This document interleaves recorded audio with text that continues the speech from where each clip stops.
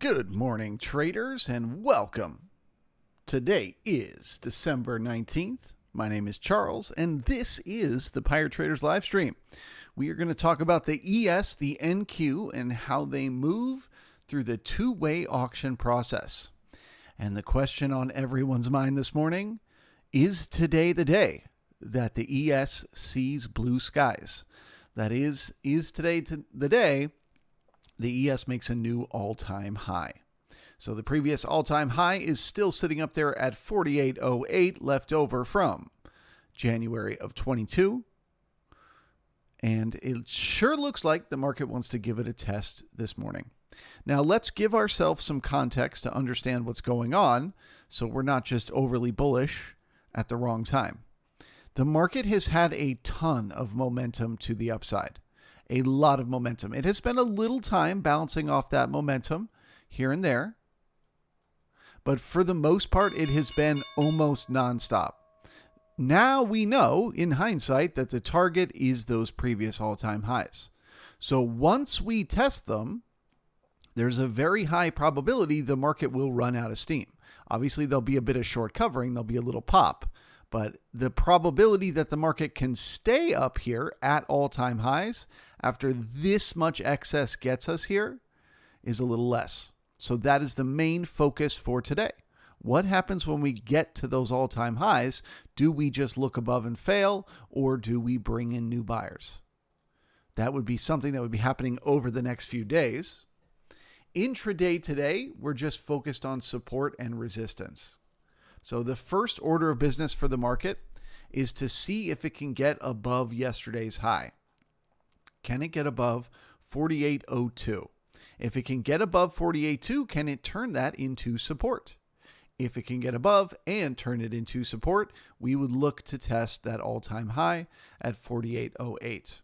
And we would do what is called monitoring for continuation higher from there. So instead of looking for resistance above, which there is none because it's blue skies, we would just be watching for support below. After it pushes up, when it comes back down, do buyers step in? As long as the market continues to have support, as long as the market continues to have momentum, we stay bullish with the market. And then whenever that momentum runs out, we look for that larger pullback that we know is coming because of all the excess that got us here. So for the moment, monitoring for continuation higher. Let's see what the market has. Now, if the market was going to run out of steam and pull back down, what would that look like today? Well, the overnight market created what's called a 45-degree angle from the low. That is a sign of very strong support there at the lows of the overnight. So if the market were to look above yesterday's range and fail and pull back in, we would be assuming that overnight low would act as support. So as the market comes back into it, it'll start to bounce. And they'll try to grind and they'll try to take it lower, but they won't be able to. As long as that overnight low holds as support, we should remain bullish. Okay? The momentum is still to the upside. The market is going to continue higher. But if that overnight low breaks, we should look to test yesterday's low. Okay? At 47.80.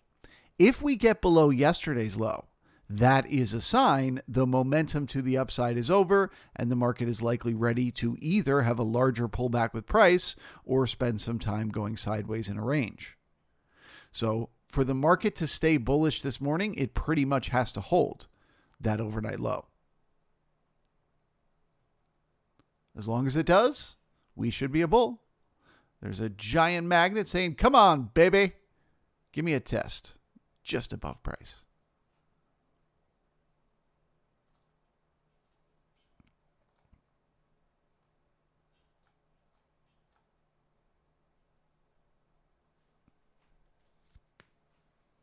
Good morning to It's Me. Welcome.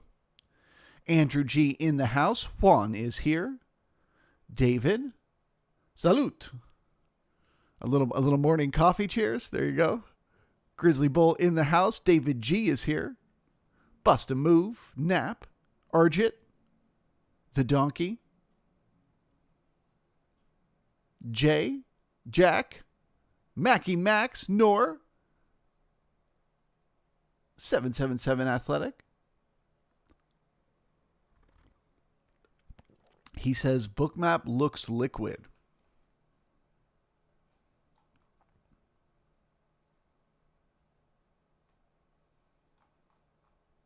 Yeah, I mean, how much is spoofing? How much will fill?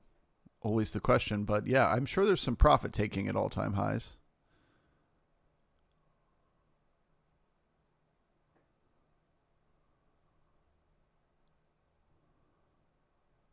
As always, when you have these areas of interest, when it comes to liquidity on the Bookmap, the most important thing to pay attention to is how does it change?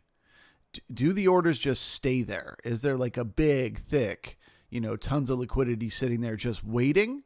Or is it kind of like it's popping in, it's disappearing, it's popping in, it's disappearing, it's popping in, it's disappearing? If it's doing the pop in and disappear, don't trust it. It's just going to spoof.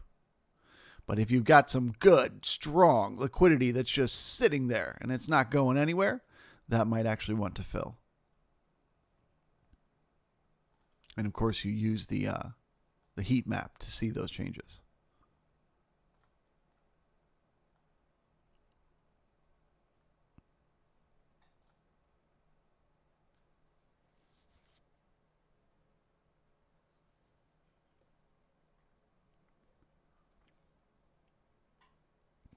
Paper demo. Good morning to you. Jay in the house. 200 dogs. Good morning to you. Holger is here. Guten Morgen. Jerry in the house. Shk. 230. Good morning. Frito is here. Mark. Debbie B. Siddharth. Al. Will. Pavel. Pedro. Welcome one, welcome all. And Bart, good to see you.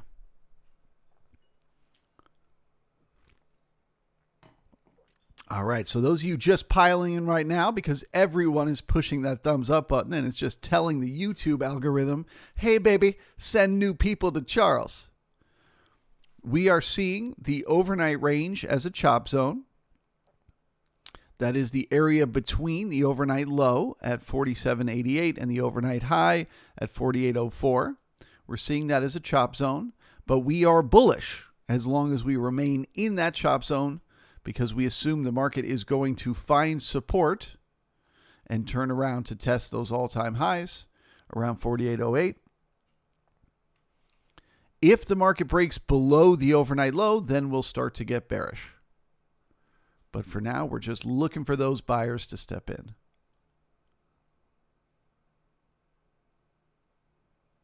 Please smash the thumbs up. Sure would appreciate it.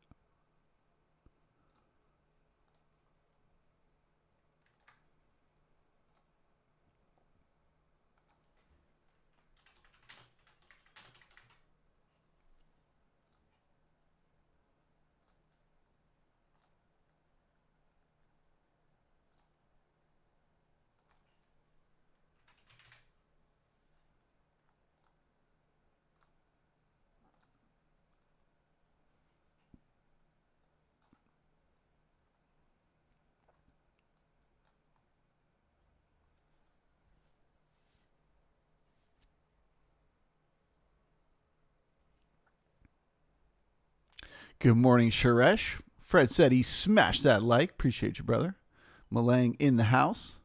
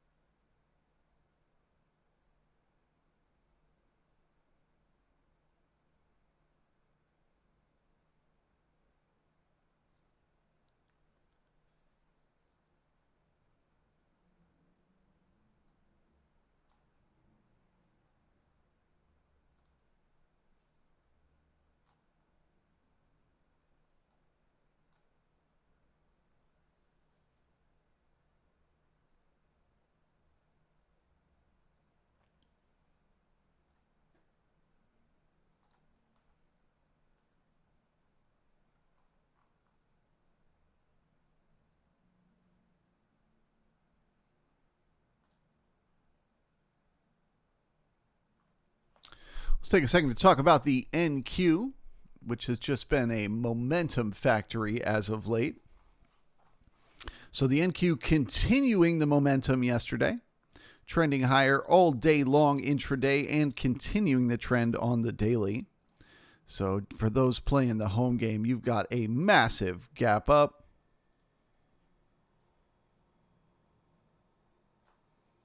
Followed by higher highs, higher lows, higher highs, higher lows, higher highs, higher lows, higher highs, higher lows, higher highs, higher lows.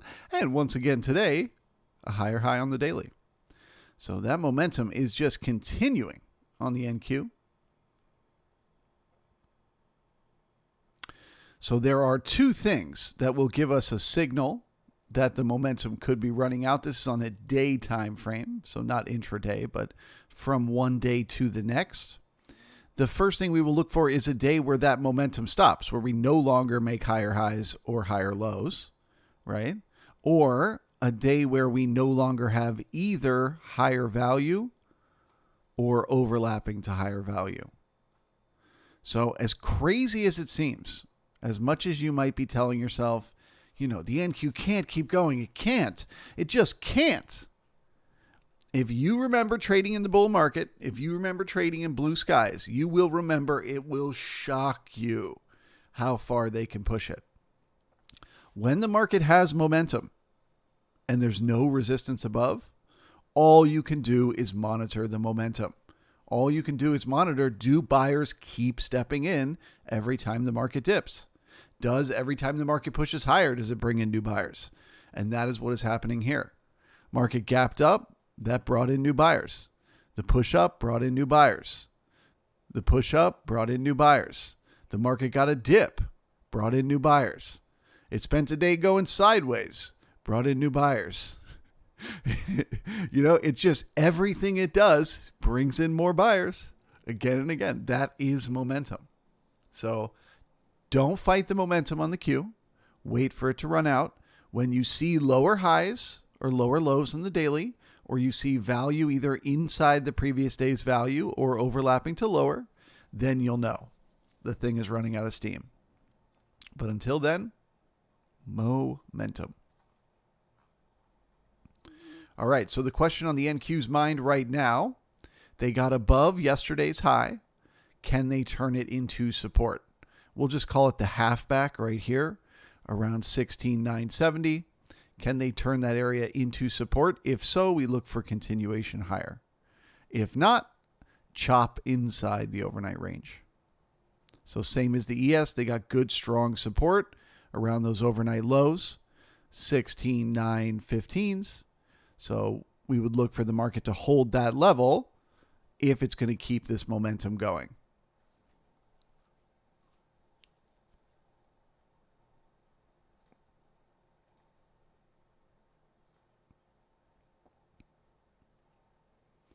Okay, and same thing now for the ES, as it just poked above yesterday's high as well. That is bullish to see. I am now officially bullish on both markets as long as they stay above the overnight low. Passing through the overnight low would change my position to thinking the market either needs a larger pullback in price or it needs to spend some time going sideways. But as long as it is above that overnight low, I believe the momentum will continue to the upside. Let's see what happens.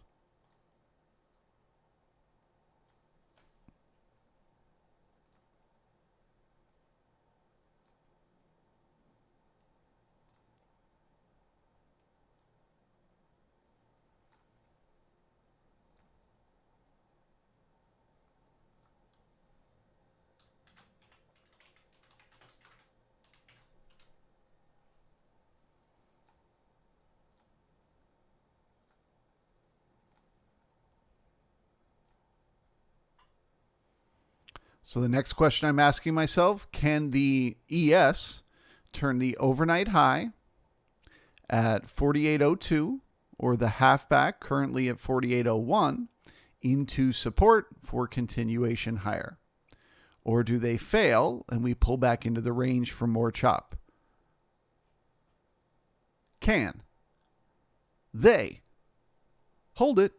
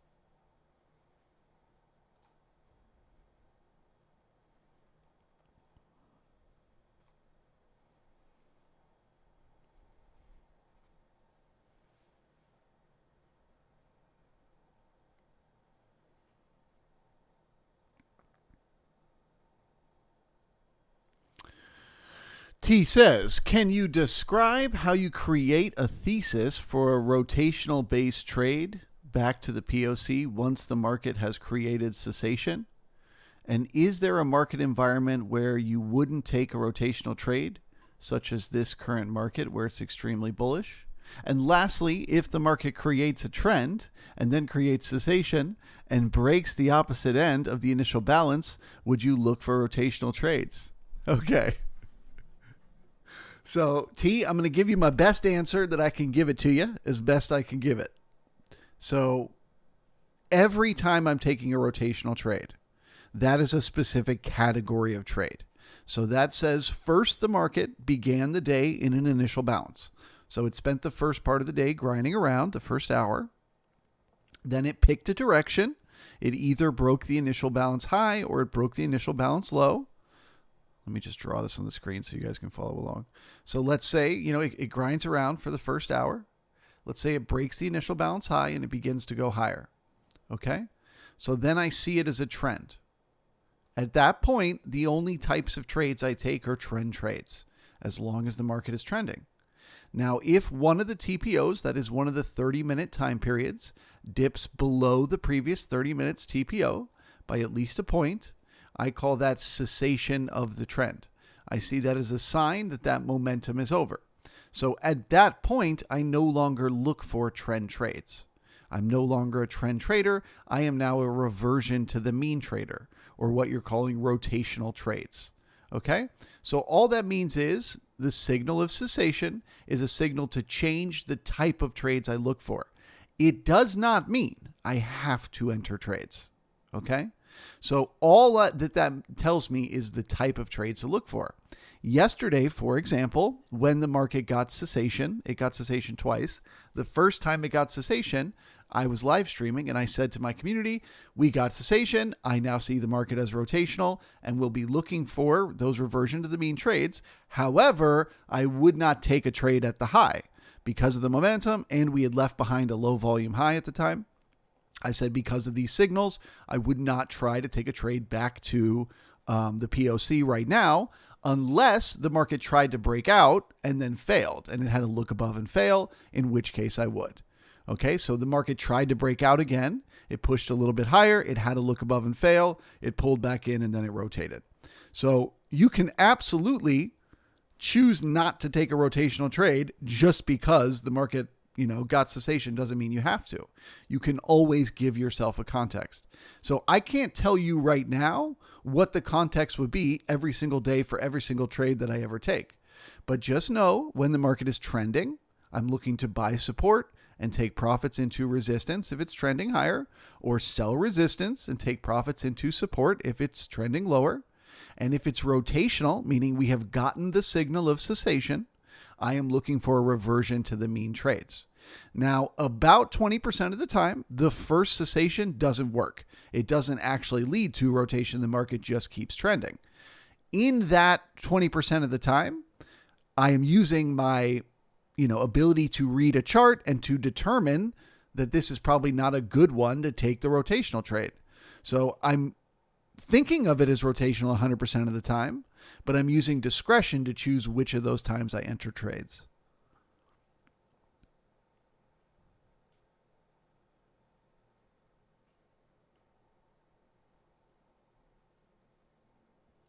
But it's really important to understand when you hear me talk about these concepts. When I say something like, if the market finds support here, it has to go there. If the market can't find support here and it fails, it has to pull back down to there. That doesn't mean you always have to be in a trade all the time for all those things. A lot of the times, those things are just signals to tell you what types of trades to look for. Once you know what type of trade to look for, then you have much stronger criteria that you put yourself through before you enter trades. If you can combine those two, if you can combine the art of reading the chart and having a clue of what type of trades you should be looking for, and the discipline to have a mechanical system for entering, which gives you an edge, well, baby, you're going to become profitable.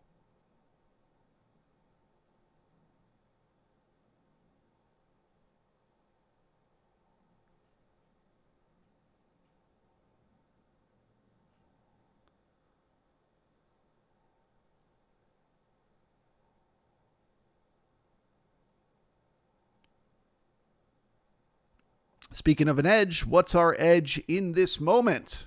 Who can tell me what we're using right now to give us a clue about what's going to happen next in the market? Is the overnight high going to hold and we continue higher, or is it going to fail and we pull back down? What are the signals we're looking at?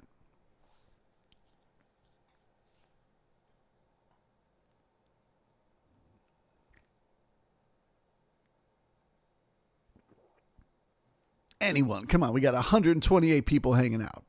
What are we looking at? It's me. We're looking for new buyers. Correct. What would be our sign? We're getting them. Volume and time. Ticks. There we go. Yes. The chat's alive. Okay, so that's basically what we're looking at. So first, we're watching the volume up here. Each push up that it does, it's getting taper, meaning there's fewer and fewer people doing business. So that's the first thing I'm watching. That's showing me that each time we push up, we're running out of buyers and we're having to pull back down into support again to bring in those buyers. So the next question I'm asking myself is, okay, when we pull back in, what's happening, right? What's happening to the market at that moment? Well, the ticks are telling me the buyers are stepping in because the ticks are staying above the zero line. And each time they pull down, they're bouncing. They're not getting below that zero. And so for now, anyway, each little dip brings in more buyers for another little push. So this is new buyers entering above the previous day's high, which is bullish to see. Now, what could change? Well, suddenly we could run out of buyers. We could get another little pullback into support, and the ticks fail, and they crash lower. But for now, they're holding. Bullish to see.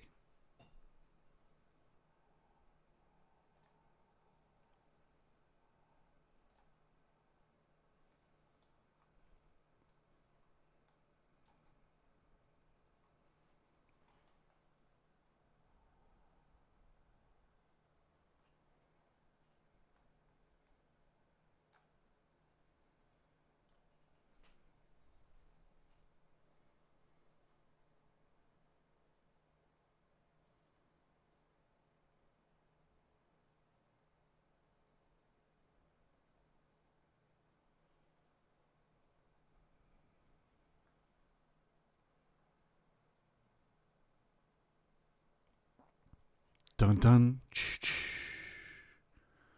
Dun dun. We can smell that fresh air. We could just smell it. It's so close. Those blue skies.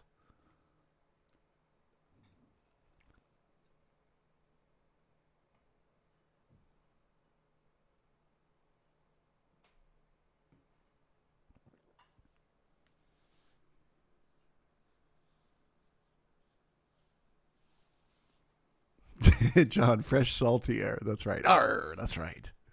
The seas be salty.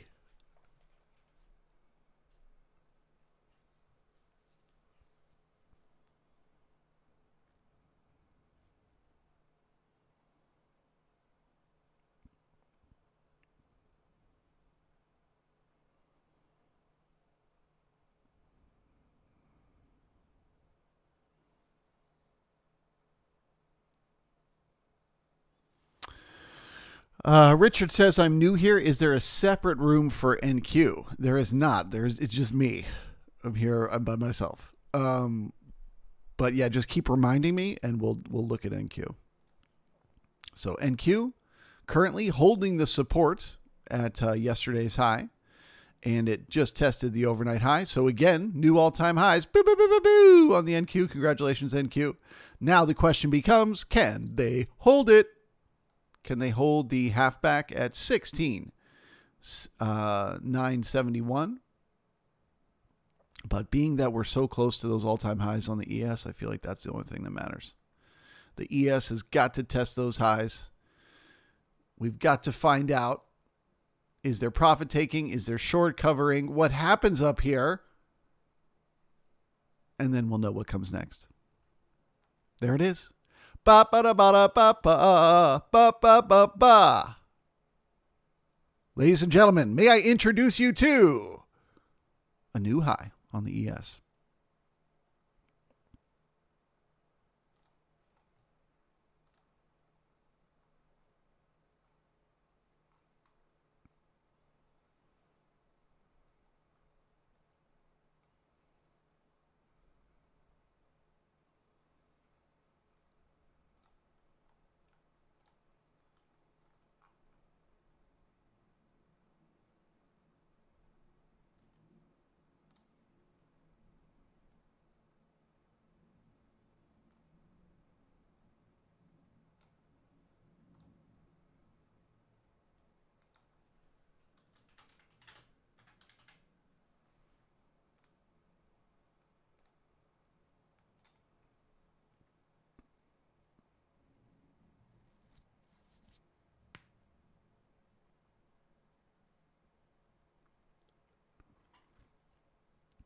Falcon 1 says, are you waiting for a market correction?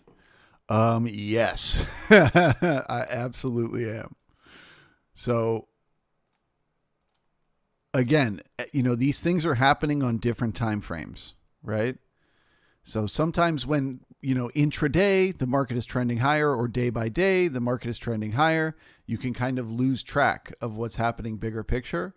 But absolutely, this market needs to balance. Okay. So I'm looking at a monthly chart right now. The market spent a number of months balancing sideways.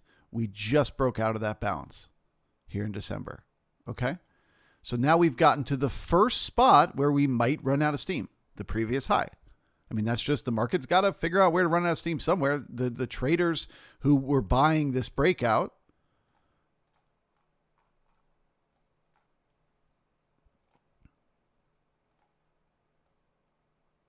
the traders that were buying this breakout, they got to take profits somewhere. Where are they going to do it? Right? Now they might be using fibs or something, and they might have random levels, but a lot of them are probably going to take profits right at those previous all-time highs. So that's a great place for the market on a monthly time frame to run out of steam and come back down next month in January and test this previous high, right? Test the breakout of that balance. So that's one sort of correction, air quotes, that you could look for. A correction on the monthly time basis to come back and test a breakout on the monthly. So then you zoom in on the weekly, okay?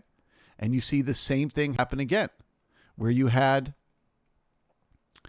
a balance. Market broke lower, V-shaped out of there, got itself overly short. Stronger hand buyers took over the market. That caused short covering that pushed you right back through that previous balance, and you've just had straight excess from the low the entire time. This excess on the weekly time frame needs to balance. It needs it, man. That's just it's week after week after week after week, higher and higher and higher. This needs to balance off. It needs to correct, air quotes. So there's two ways that the market could balance off momentum like this. One way, it could pull back with price to test a previous high, looking for support, or it could just go sideways at higher prices and spend enough time up there to continue higher. Okay. Well, then let's zoom in and look at the daily. Daily time frame. Excess. Gaps left behind, unfilled, and just higher highs, higher lows every day. Same exact story as the weekly. It needs to pull back at some point, either with price to back test the previous breakout, or just spend enough time going sideways up here at higher prices to continue, like it did right here. Right here, it pushed up, spent enough time to continue, pushed up, spent enough time to continue, so it could do that again. But either way, whether the correction is via time or the correction is via price, the market needs a correction on every time frame. So you try to give it a ruling reason. Jim Dalton talks about the ruling reason that markets have. Okay, so now we made that all-time high and we're back at yesterday's high. Very important that the market holds support here. I now am only bullish above the opening price. Previously, I was bullish above the overnight low. Now that we made that new all-time high, the market has to hold above the opening price to keep me bullish, as this could become a nasty look above and fail. So they really want to hold yesterday's high as support. But anyway, yeah, so the market is due for a correction. Could be price, could be time, but it is definitely due.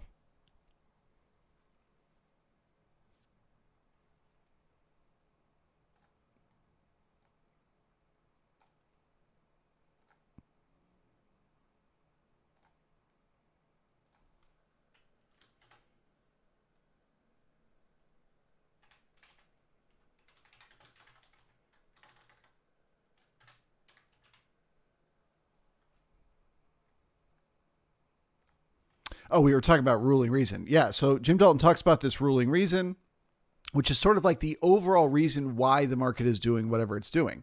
Well, obviously now we can guess the ruling reason within the market now is the end of the year, right? People want their numbers to look good at the end of the year, so they don't want to sell the market now. They want to keep it up at all-time highs so that their returns look good for the year on paper.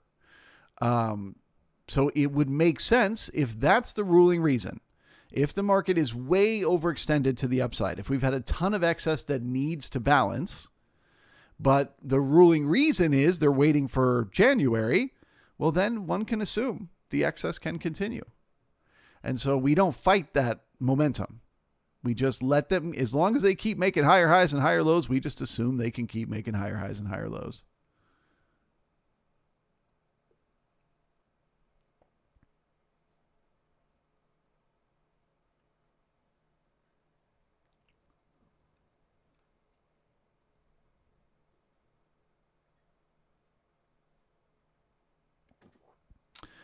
Debbie says, Charles, what is your clue to enter a trade when the market is going straight up and you have not taken one? Where is an entry? Always on a pullback. So I do have a bad habit of chasing trades. So sometimes the market gets to a level and I'm wondering, is it going to find support? And it does. And then it starts going, so for example, the market pushes up above the previous day's high, it starts finding support and it starts going. And I'm like, oh no, I didn't get in at the high. I didn't get in its support. Now I want to chase it up here.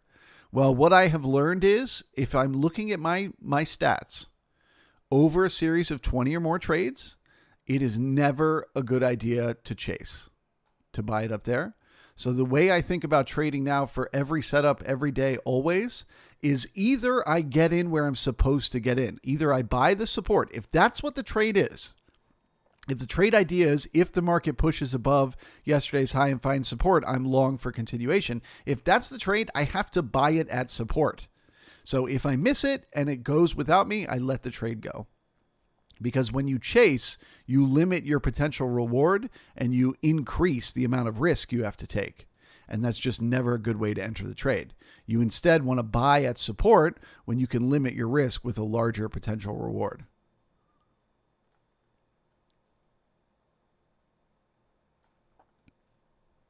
And I've just learned, again, just from doing it for years, that there will always be another trade.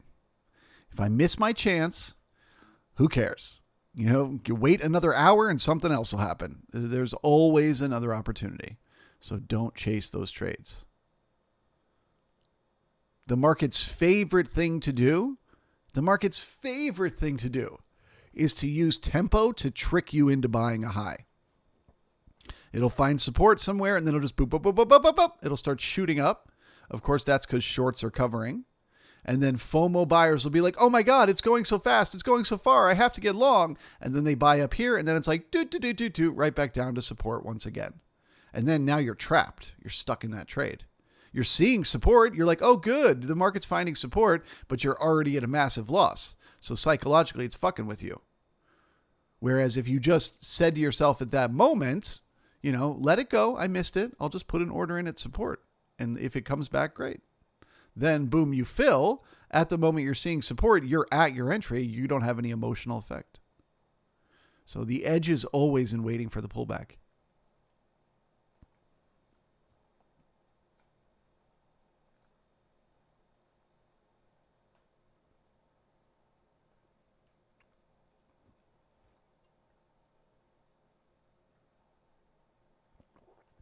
RP says, is this support? Well, it's too late to say it now, but yes, it is. They're holding the overnight high right now.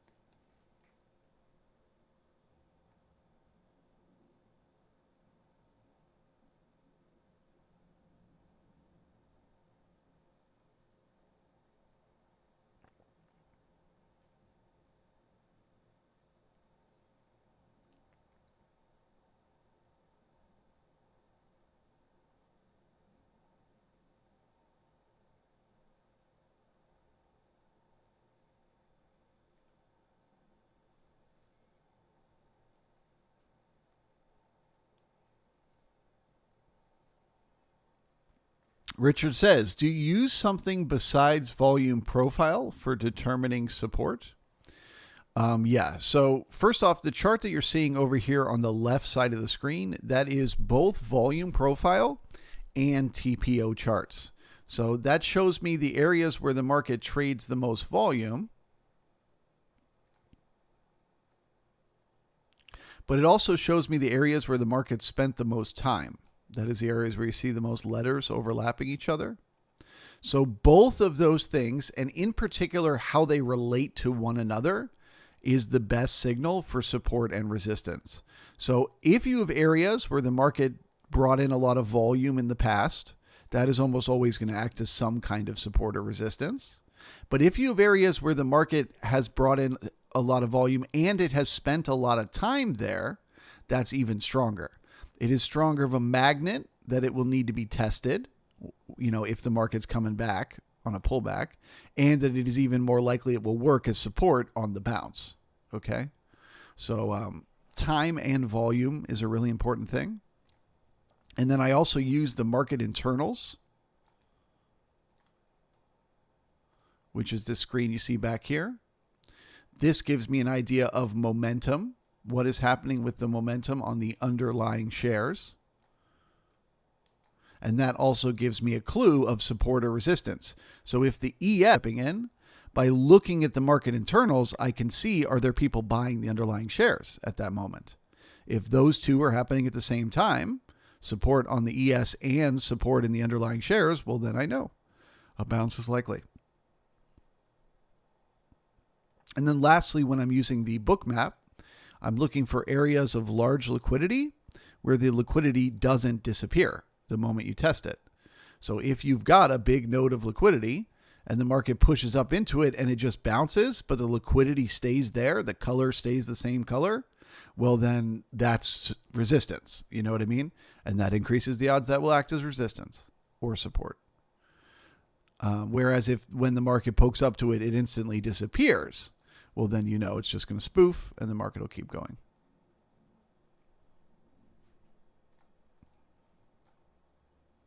Now, I know what you're thinking. Does that mean every time I'm looking at a support level, I'm looking at this and I'm looking at that and I'm looking at that? No. These are just all things that I combine in my brain parts all at once. I just see all the information and then I feel like it's getting support. I just feel the feeling of it's working, it's holding.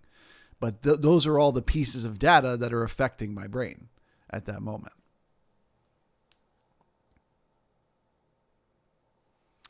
Falcon says, what do I think about the tick charts? I assume you mean right now. It looks like we are running out of steam, doesn't it? But it also looks like we are still bringing in new buyers. So they don't have a trend up on the ticks. So that's like there's not a bunch of momentum. There's not a ton of new buyers stepping in. But on every dip so far, those buyers have stepped in. So we still have momentum. The support is still holding.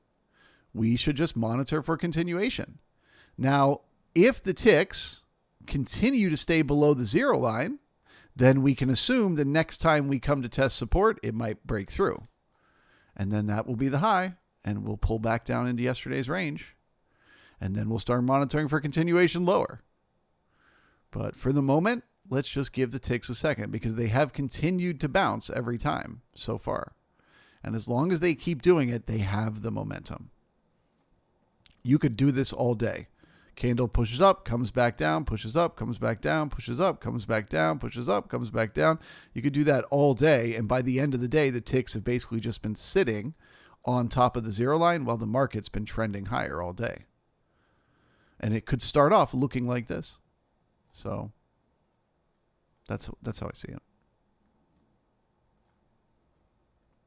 Okay, so the market is creating what we call a poor high right now.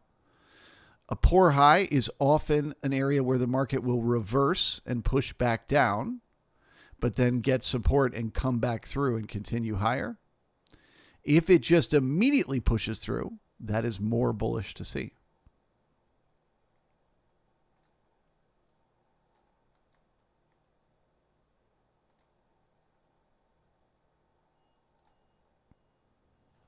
Okay, so there's a spoof right there.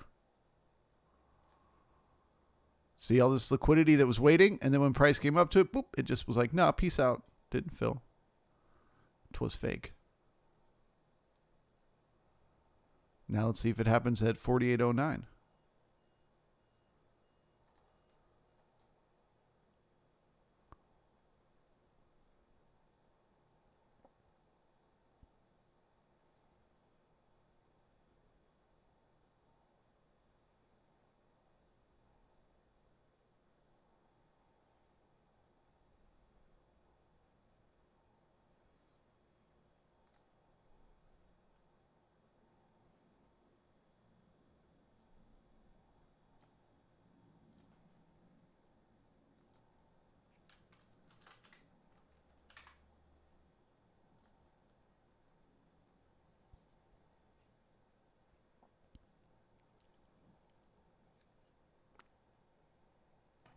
Oh, wouldn't you know, it starts to disappear as soon as price reverses.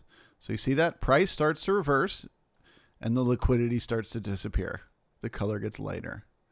So that wasn't real. It was just a magnet trying to pull price to it. Silly bots.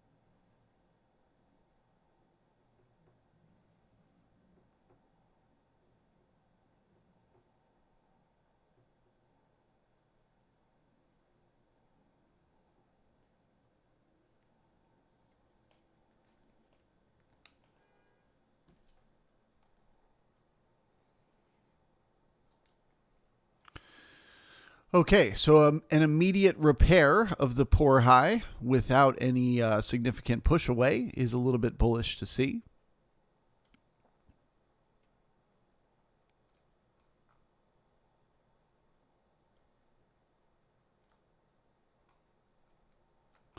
So now what we are doing is what is called monitoring for continuation higher. We don't have specific resistance levels to look for to say, is the market going to run out of steam at, 48.17? Is it going to run out at 48.20? Is it going to run out at 48.26? Like, we don't really know. So we just have to continue to watch the momentum. That is, focus on the dips. However far it dips, whether it dips back to a previous node of volume or a previous market profile reference like half back or the previous day's high or whatever, right? We just monitor for what happens when it gets there. Does it turn it into support? Does it continue? And as long as those buyers keep stepping in, we do not fight it. We just assume they can keep pushing that market higher. We will know that they're done pushing it higher when they run out of steam, when the support stops holding and the market starts to break lower.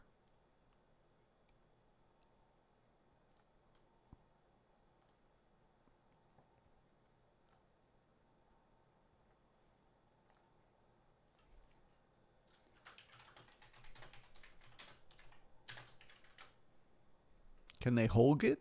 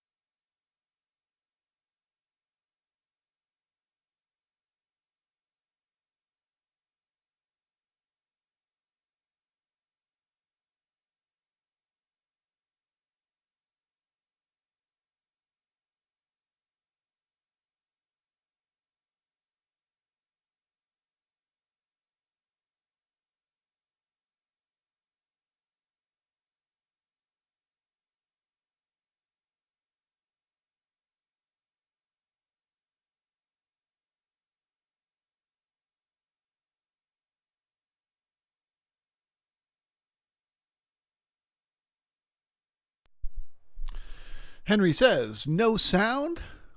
Question mark. Oh, there's sound, Henry. If you want, you can have the sound of my sweet, sweet singing voice. Oh, Henry. No, just nothing to say here. The market continues to push higher. Those ticks continue to hold. So the momentum remains in the market. And we're just seeing how far they can push it. And we're waiting for signs the momentum is over. I promise I will talk just as soon as I see some signs the momentum is over. But for now, feeling bullish.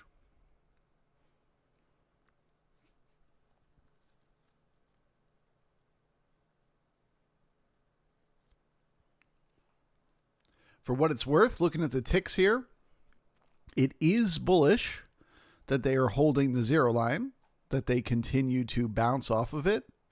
But the fact that they're continuing to make lower highs is less bullish to see. That's basically a sign that each time the market pushes up, there are fewer and fewer new buyers. So that means it still has momentum. It's still going in the direction it's going, but it's like running out of steam. So those highs are going to get closer and closer. They're going to overlap more and more, and then eventually that it'll run out of steam and roll over. So if they really want to keep this going as an all-day trend higher into the C period and beyond, they really need to start getting some momentum on these ticks.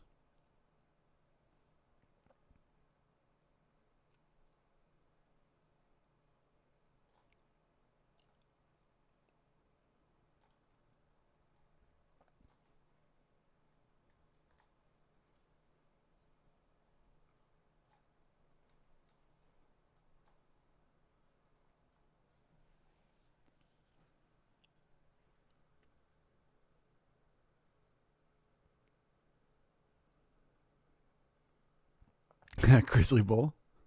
Blue skies. I'm just kidding.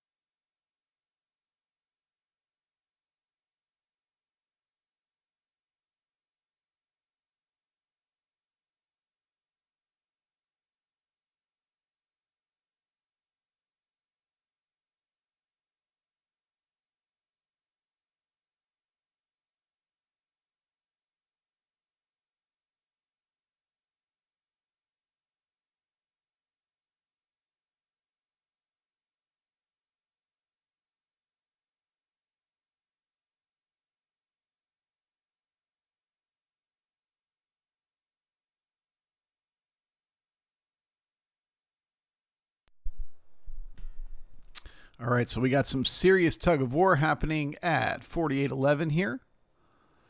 The market is creating some intense taper at the high, and it is testing that zero line. So it feels like this is going to be the deal or no deal level. Either we're going to pop higher from here, and that will bring in another wave of momentum to the upside, or we're likely to fail and need a bit of a pullback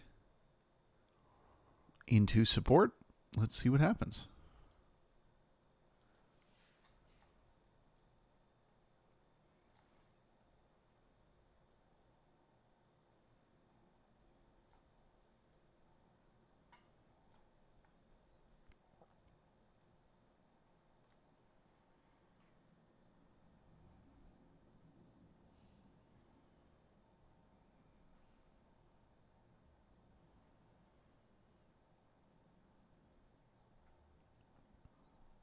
So again, if they want to keep this momentum going, they need to get these ticks back up above the zero line.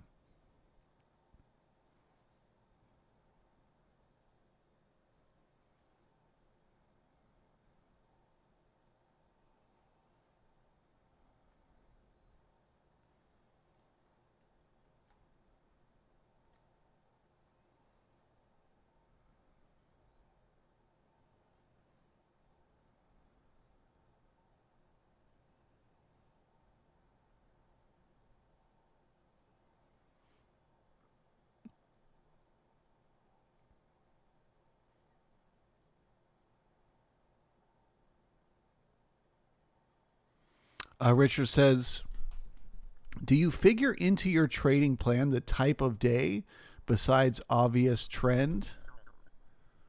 I can't see because the word is covered up. Oh, trend day? For example, neutral. Yeah, so every day before the market opens, I come up with an analysis in my mind of what it would look like no matter what would happen that day.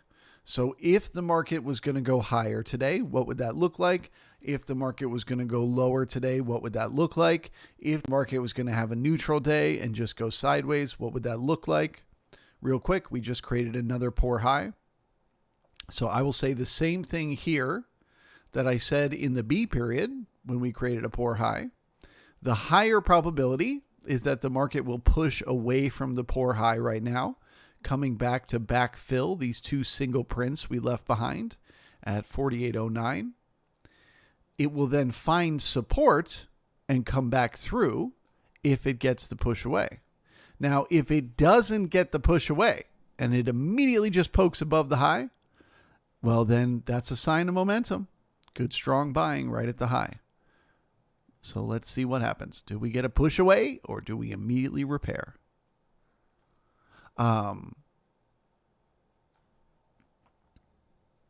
But yeah, so I come up with three scenarios in my mind for what could happen that day. What would it look like if it goes higher, lower, or sideways? So that when whatever is happening happens that particular day, I already have an edge because I have a context to look at it in.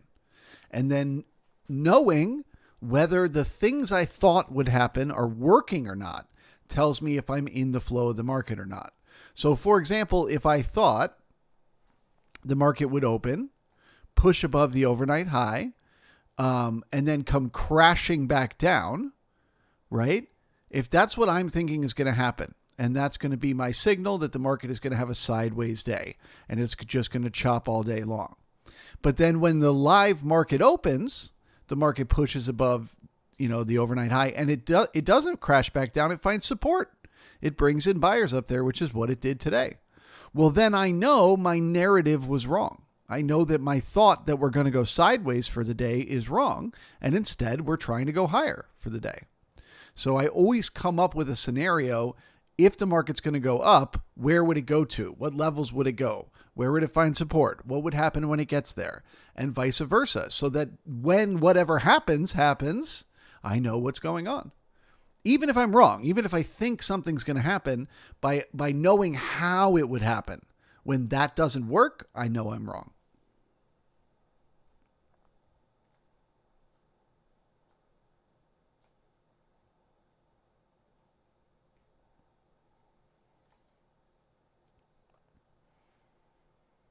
We call that a when what should happens doesn't.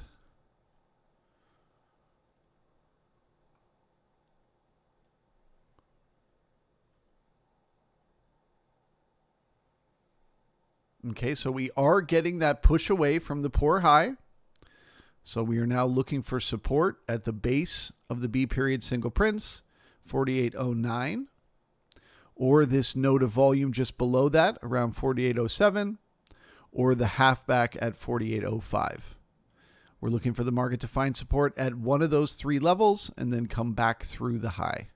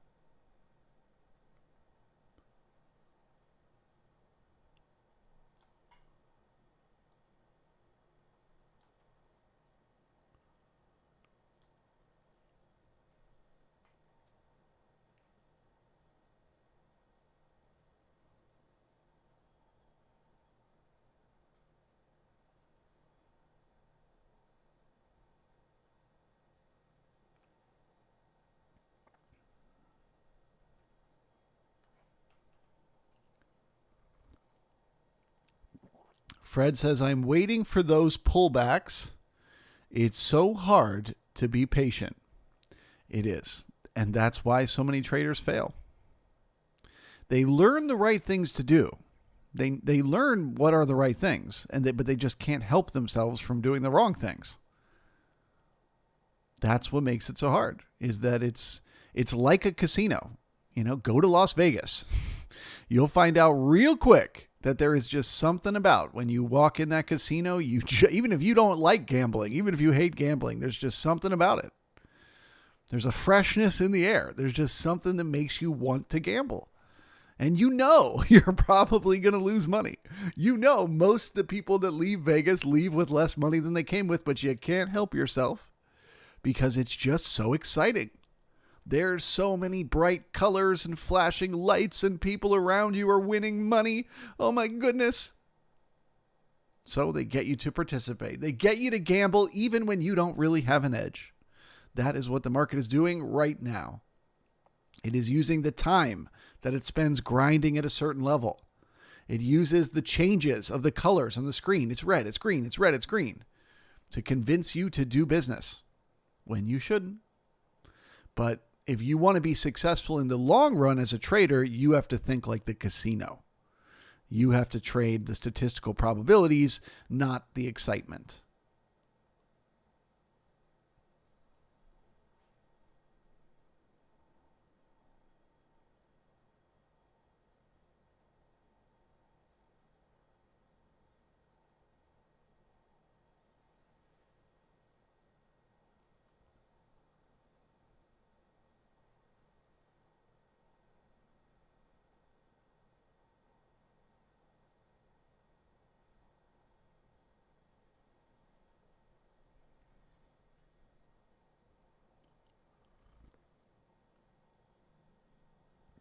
Frito says, damn, shorted the high, missed it by one tick.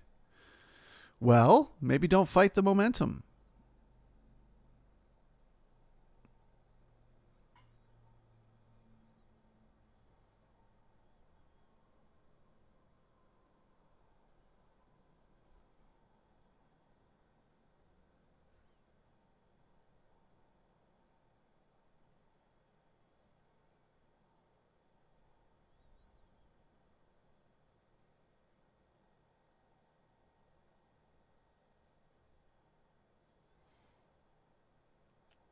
Craig says, did you end up trading the look above and fail yesterday? I did. I got a partial profit, moved my stop below my entry, and then got stopped out.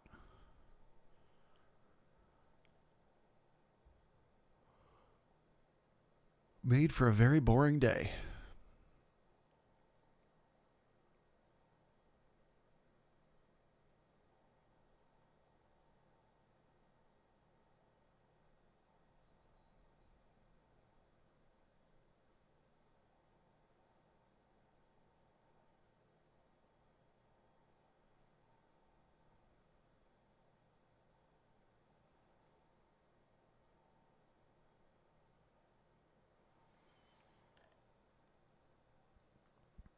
Basic Trade says, how do you find whether it's a pullback or not during the day?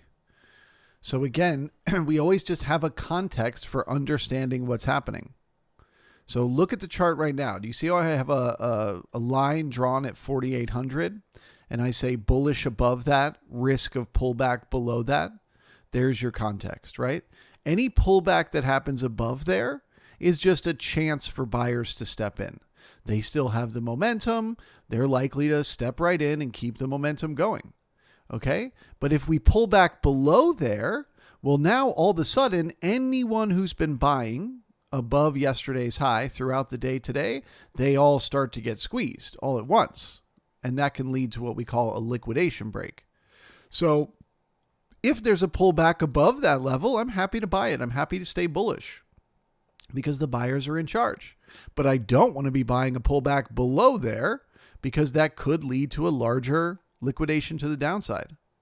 So every minute of every day, I always have a context for understanding what's happening in the market, and it's changing second by second. At the beginning of the day, what was that level for me? It was the overnight low. Then what was that level for me? It was the opening price.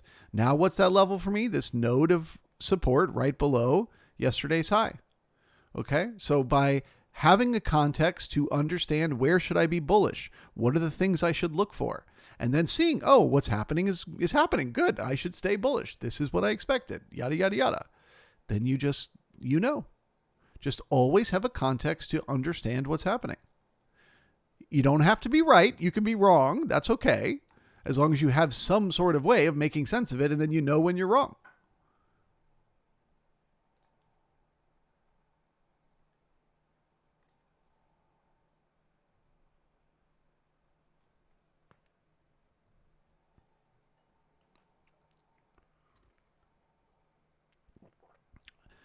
He says, how do you find a pullback or not? I just told you, man, have a context. So every pullback is the same thing, right?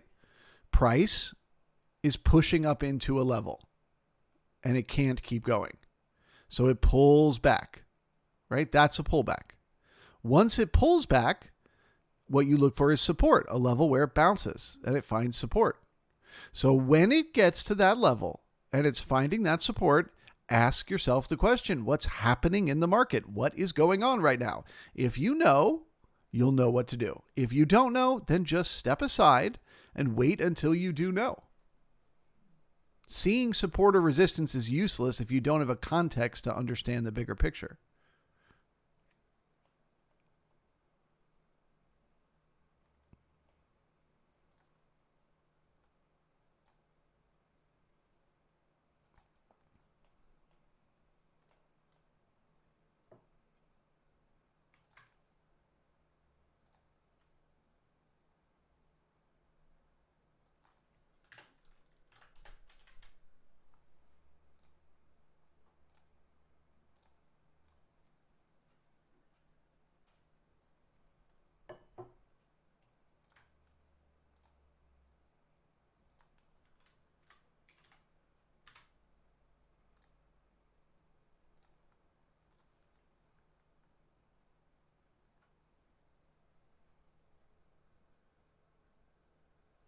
Scooball says, can they push it? Can they push it? Unfortunately, I feel about 50-50 right now. They're bringing in buyers at the high. That is exactly what they would do if they were going to keep pushing it.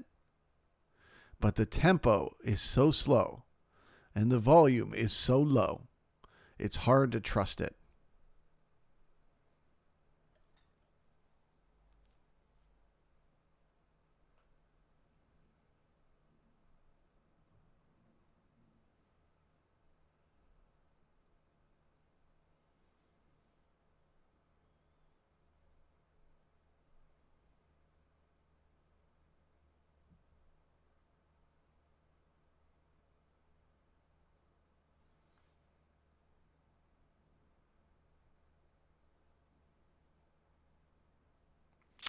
Craig T says your bullish line is from the value area high of yesterday. No, I didn't even notice that. It was, so the narrative now, okay, the understanding of the context of what's happening now is the market was able to push above the previous day's high and bring in buyers, turn it into support. So that is the narrative that I'm seeing. That's what's making me bullish at this moment. Okay. So what would tell me I'm wrong? What would tell me I should no longer be bullish? Well, if we pull back down into yesterday's range, right? If that's what I'm looking for, staying above yesterday's range as a level that we can keep going. Well, if we pull back down below yesterday's range, that's where I should change my mind. So, okay, now I know what I'm looking for. Now I can dial in a little bit. Where exactly do I want to change my mind? Well, the market could dip into yesterday's range a little bit, and it doesn't necessarily mean we've failed yet. So if it were to dip in a little bit, what would be the support? This node of volume right here. So getting below that node of volume is where I know for sure I'm wrong. Hence the level. Right below that volume.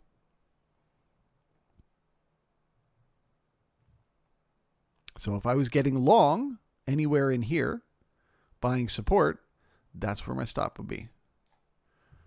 Below that node of volume. Or if I was waiting for a look above and fail, say the market had poked up in the C period one more tick and we'd started trending, that could be a good level to look to put a stop sell order when we pass back through on the way down to get short for the look above and fail.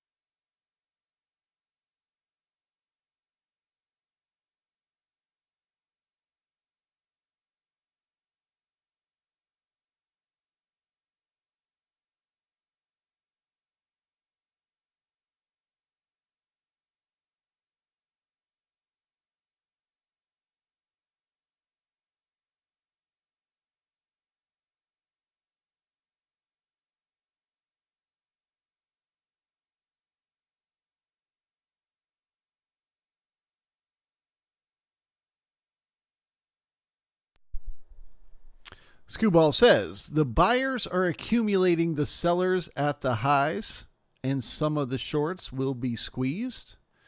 What he's basically saying is because the market keeps reversing at these exact levels again and again, and then the buyers step in each time and head right back up, what's happening is we're accumulating sellers. Every time it rejects, people are like, ooh, double top, triple top. Oh man, I got to get short. This thing needs a pullback. And they're shorting and they're shorting and they're shorting, which is why the high keeps holding, right? We keep reversing there. But if the market is able to poke through that high, where are all their stops going to be? Probably right above it.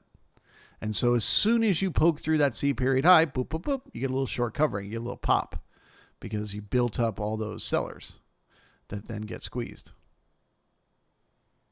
I concur. That's what I think is happening.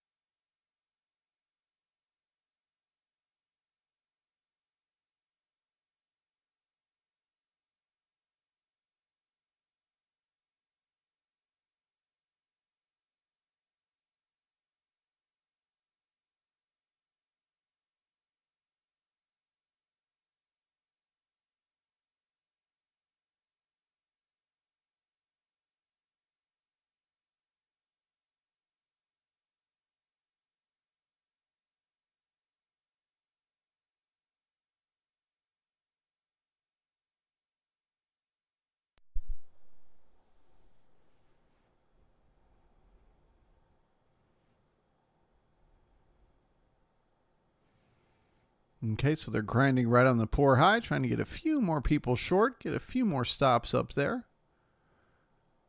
It's worked so far. Why not try it one more time?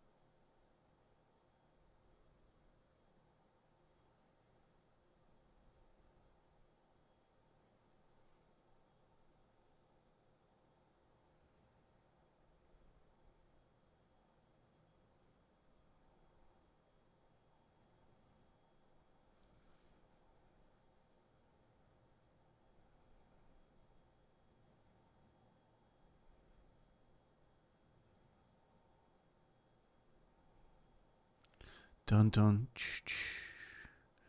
Dun dun ch ch. They're trying to get more sellers to short. They're trying to make it poorer.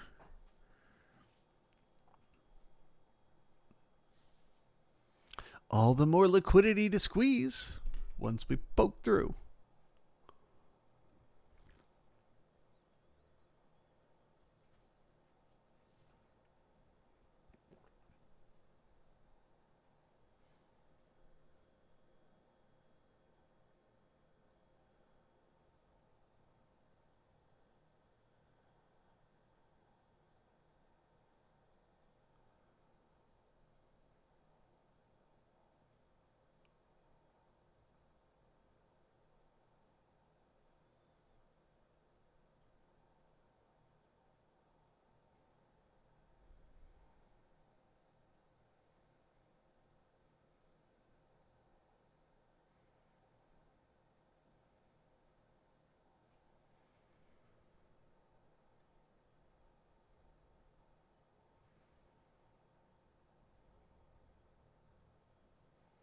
Man, again.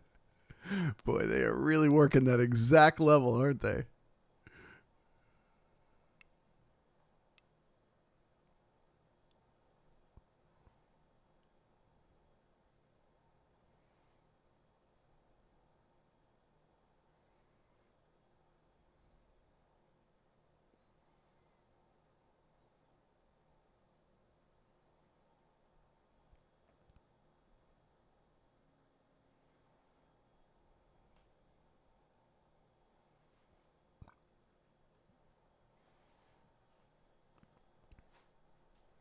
Richard says, could you explain what the tick chart is measuring?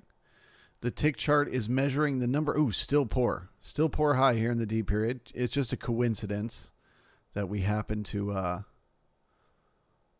get that move right at the turn of the clock.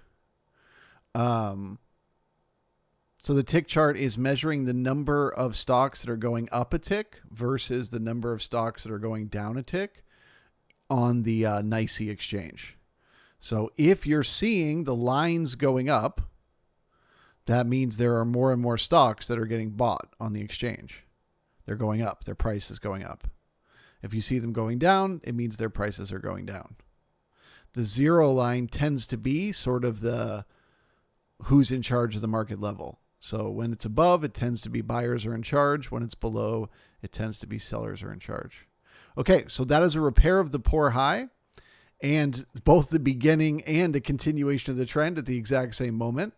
So we are now bullish as long as we continue to one time frame.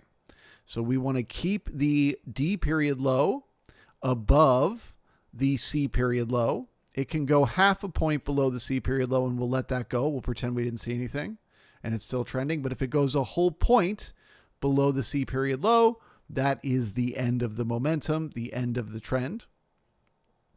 It is also worth noting in a when what should happens doesn't, we should have got short covering at the high and we did not. That is less bullish to see. Okay, so they've got to hold 48.08 to continue the momentum. 48.0750 is cessation of the trend.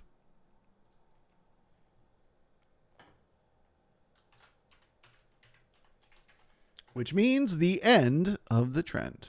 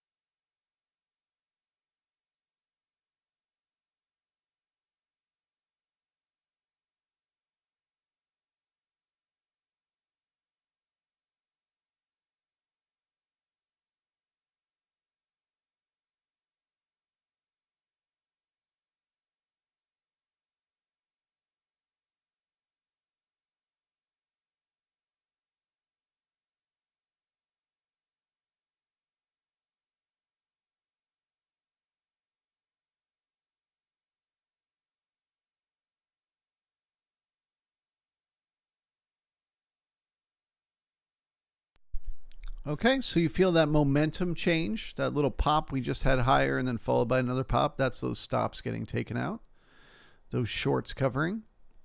So now it becomes a mission for the buyers once again to step back in. Can they hold the trend?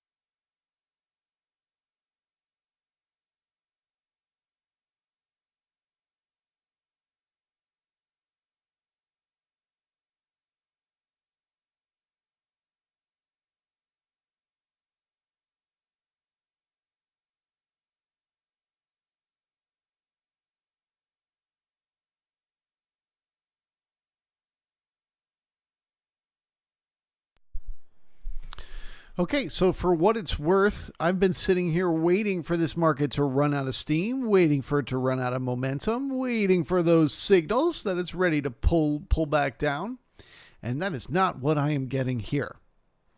So the market had a chance to reverse itself earlier in the morning when we were grinding around in the B and C period, but instead the buyers stepped in and they are continuing that momentum.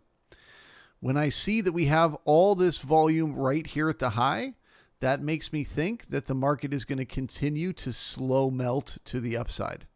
They're doing the same thing here they did down here. Okay. They're creating double, triple, quadruple tops right there at the current high and convincing traders to go short so that when they print the next TPO, they can turn around and poke right back through and keep that momentum going. So even though it is a very boring, slow melt to the upside, I would encourage everyone to think the buyers are in charge until we get cessation. So no matter how slow the melt, the higher probability is continuation to the upside. How far can they push it? We will have to wait and see.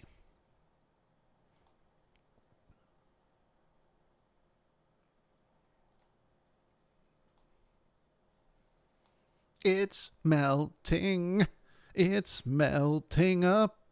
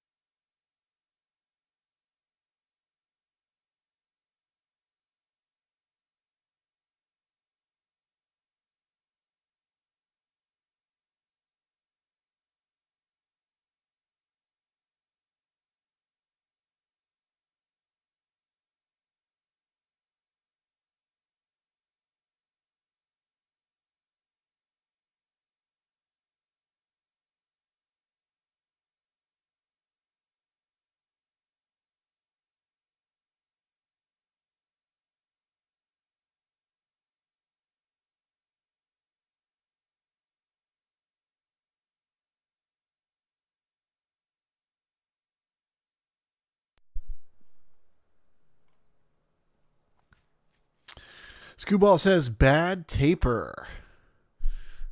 That is an excellent observation. So generally speaking, when the market is running out of steam at a high and it's getting ready to pull back down, what you will see is the market will taper off the volume, much like you have if you look at yesterday's high. So what did we do? As we pushed higher, 5,000 contracts, 2,000, 1,300, 1,000, and then 500 contracts. Fewer and fewer participants willing to do business the higher that the market went. That is not what we have at the high of the day right now for the ES. What we have at the high of the day right now is 6,000 contracts, then 12, then 10. Okay? So that tells us we've bad taper at the high. We did not finish the auction. We did not let everyone who wants to do business up here do it. So the level of interest for continuation of the trend has moved up to being a point below the D period low. That is what we now call cessation of the trend. As long as we stay above there, the higher probability is that the market will continue higher. The bad taper increases the odds that that will be the case. So the slow melt continues. Let's see if they can hold the trend. Can they keep the market above cessation?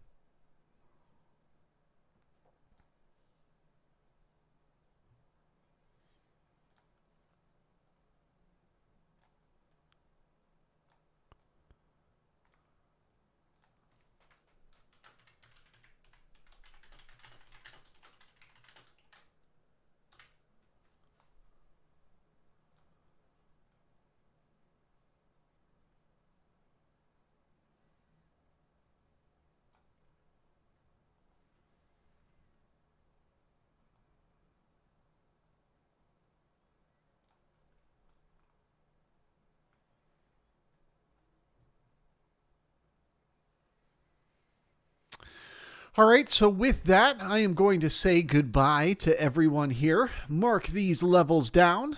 You've got a node of volume at 48.18. That's just above price. And you've got a node of liquidity up at 48.20, just above that. Both of those are likely to act as resistance as the market continues this melt up. And as long as the market stays above 48.0950, the market is still trending and is likely to continue going up. Okay? At whatever point where the market does get cessation, let's say we poke up to 18, we run out of steam, we come back down through cessation, okay, through that D period low, we would then assume the market is going to rotate. As far as rotation is concerned, somebody asked me the question earlier today, if the market was rotational, do I just always take rotational trades? And the answer is no, not necessarily. So today, if the market pushes higher, comes back down and gets cessation, I would be willing to go long for rotational trades only if the market finds support above 4,800. We talked about this node earlier on in the day. This is the market's very last chance to find support before we start pulling back down into yesterday's range. So as long as we're still finding support there, I'm happy to go for rotational trades inside whatever the rotational range is at the time of cessation. But if the market starts to pull back down there below that node, if we start to get back down below 4,800, we risk potentially heading much, much lower because of all the weakness we've left behind, right? These weak references that you can see marked here on the chart, we don't worry about these weak references as long as the market has momentum, right? As long as that momentum continues, we're not worried about them. But when we get a signal that the momentum is over, then we start to think about the weakness and that it needs to be repaired. So getting back below 4,800 would increase the odds we're going to repair the first weak reference, which is today's low volume low. That increases the odds of the next, and so on and so forth. So I am bullish with the trend as long as it lasts. I am willing to trade rotation as long as we're above 4,800, but below there I would look for a larger pullback. Whether that will happen today before the close or not, your guess is as good as mine. I've got to take it one tick at a time. For now, can they hold the trend? With that, I will say goodbye. I will wish you all the very best for the rest of the day. And we will see you, if you're a member of the brigade, tomorrow morning. If you're not a member of the brigade, why not just join? It's only $10. Come on. The water's warm. All right, guys. Have a good day. Bye-bye. If you have not yet, please smash that thumbs up button on your way out.